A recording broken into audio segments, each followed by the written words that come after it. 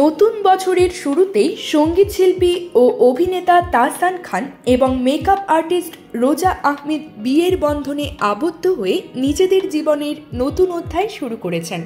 বিয়ের পরই তারা হানিমুন উদযাপন করতে গেছেন মালদ্বীপে।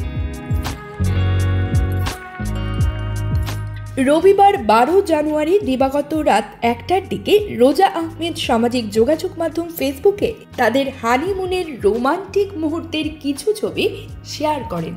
ছবিগুলোর মধ্যে অন্যতম একটি ছবিতে দেখা যায় মালদ্বীপের সোনালী বালুর সৈকতে রোজা লাল গাউনে দাঁড়িয়ে আছেন আর তাহসান তাকে ক্যামেরাবন্দি করছেন। ক্যাপশনে রোজা লিখেছেন, জীবনের গাঁথুনিতে আমাদের সুতোগুলো চিরকাল জড়িয়ে আছে, এক ভালোবাসা এত শক্তিশালী, এত পবিত্র। ছবিগুলোতে দেখা যায় মালদ্বীপের নীলচে পানির প্রান্তরে একে অপরের সঙ্গে কাটানো রোমান্টিক মুহূর্তে মগ্ন এই তারকা দম্পতি। একটি ছবিতে লাল গাউনে সাগর পাড়ে দাঁড়িয়ে তাহসানের দিকে হাত বাড়িয়ে তাকিয়েছেন রোজা, আর সেই মুহূর্ত ক্যামেরায় ধরে রেখেছেন তাহসান। ছবিতে লাল শার্টে থাকা তাহসানও নিজের স্ত্রীকে আলিঙ্গনে আবদ্ধ করে তাদের সম্পর্কের গভীরতা ফুটিয়ে তুলেছেন।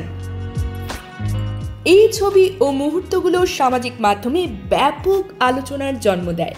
নেটিজেনরা তাদের রসায়ন দেখে মুগ্ধ হয়েছেন। গত 4 জানুয়ারি সন্ধ্যায় ঢাকায় ঘরোয়া আয়োজনে রোজা আহমেদকে বিয়ে করেন তাহসান। এর 3 দিন পর 7 জানুয়ারি হানিমুনের উদ্দেশ্যে তারা মালদ্বীপে রওনা দেন। News desk, TGD world.